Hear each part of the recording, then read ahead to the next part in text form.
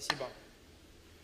В первую очередь я хочу сказать, что каждый из погибших сотрудников полиции выполнял свой долг.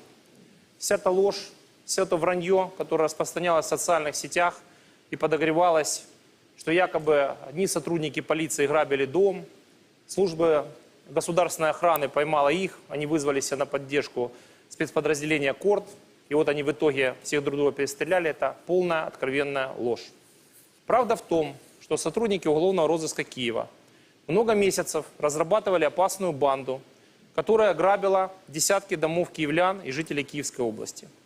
В ту роковую ночь сотрудники уголовного розыска вместе с спецподразделением КОРД по заранее хорошо спланированному плану, утвержденному в соответствии с законом, собирались накрыть эту банду в момент совершения ими разбойного нападения.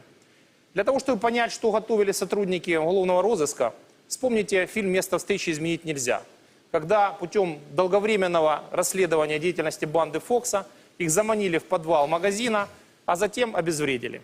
Примерно такой же результат планировался в тот вечер. Но вмешалась трагическая случайность. Здесь на видео показывали кадры, что в одном из недостроенных домов размещались разведчики МВД.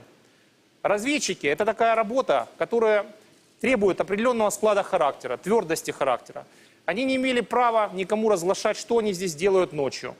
И когда в соседнем доме сработала сигнализация, приехали сотрудники Государственной службы охраны и увидели следы, которые ведут к соседнему дому и недострою, и пришли туда, последнее, что успели сказать по средствам связи разведчики, это было: к нам идут люди в черном, наверное, это грабители, нам конец. Когда, услышав эти слова, руководители оперативной группы, руководители спецназа, услышали эти слова, они решили, что реально жизни их коллег грозит опасность. И было принято буквально в течение нескольких минут это роковое решение пойти на штурм и освободить этих ребят-разведчиков.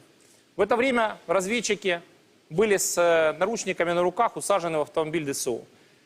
Дальше сотрудники КОРДа, не зная, что разведчики попали в руки не грабителей, а сотрудников полиции, выехали на это место. Все это проходило буквально в мгновение. Выскочили из машин. И дальше произошло то, что сейчас должна устанавливать в деталях посекундно прокуратура. Два вопроса, на которые должны дать ответ. Первый. Было ли обоснованным решение о начале спецоперации по освобождению заложников? Кто-то скажет: нет, не было обоснованным. Нет, для этого не было данных. Да, возможно, это и так. Сработал человеческий фактор боязни сотрудников полиции за своих коллег, которые находились в месте, где могли быть разбойники, которых ожидали, и боязнь за то, что их просто убьют или зарежут. С другой стороны, да, когда ты идешь на неподготовленную операцию и кругом есть много оружия, могут возникнуть такая трагическая ситуация.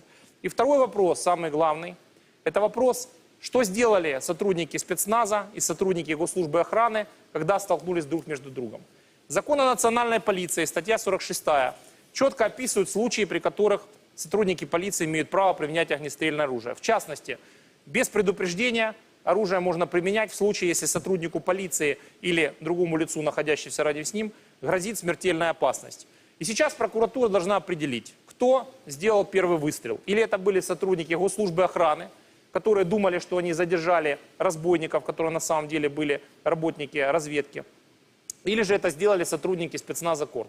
Я хочу сказать, что это кропотливая работа, в которой нельзя принимать веру на слово ни сотрудников ДСО, ни сотрудников КОРДа. Когда нужно изучать все детали до нюансов, изучать все экспертизы, баллистические и прочее, прочее, прочее. Проводить следственный эксперимент в такую же темную ночь и посмотреть, была ли возможность у сотрудников разведки увидеть, что машина, на которой их, так сказать, приехали и захватили, была с знаками полиции или нет. Дальше ответ на это даст прокуратура. Голосовать в студии и говорить, верим мы или не верим, кто первый начал или кто в этом виноват, это совершенно бесперспективно. Мы уже голосовали. Это должно делать следствие. Мы еще не голосовали.